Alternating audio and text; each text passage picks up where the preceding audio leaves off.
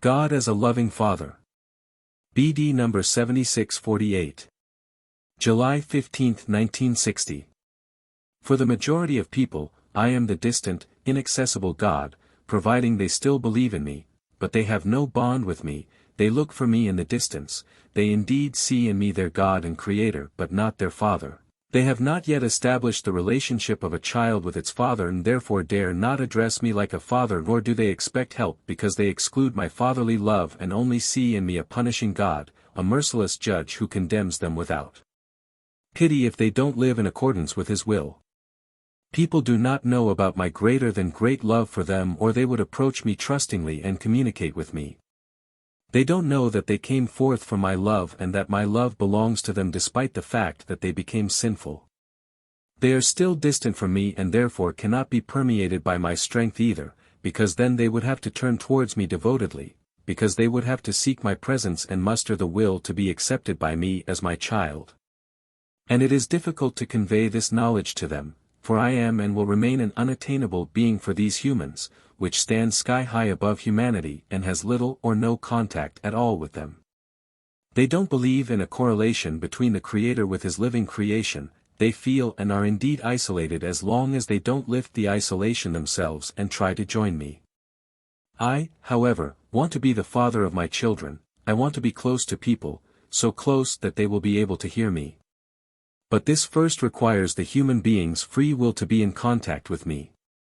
The human being, too, must want to approach me. He must abolish the vast distance between us himself by his very will to be in contact with me.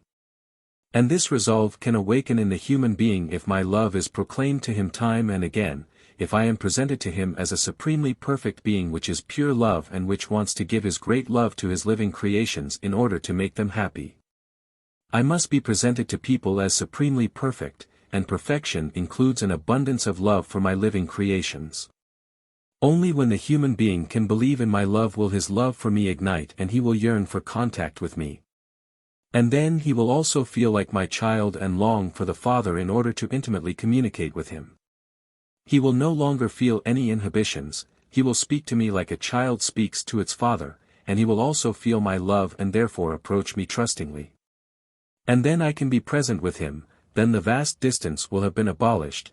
Then the child will also be able to hear my voice because, if it strives towards me, it has become love itself, which causes the unity of the child with the Father. And as soon as you are able to portray me to your fellow human beings as their God and Creator, as a most loving Father who only desires to be united with his children again as it was in the beginning, as soon as you present me as a God of love, people will lose their immense shyness in regards to me and trustingly turn to me when they are in trouble. They will receive my help and then try to come ever closer to me, for then they will be seized by my love and gently but steadily be drawn upwards. And one day the union will take place too, for once the human being has felt my love he will not detach himself from me again but ever more eagerly strive towards me, and the vast distance will finally have been overcome, with the human being no longer only seeing in me his God and Creator but his Father, to whom he will then take his path and with certainty also reach his goal. Amen.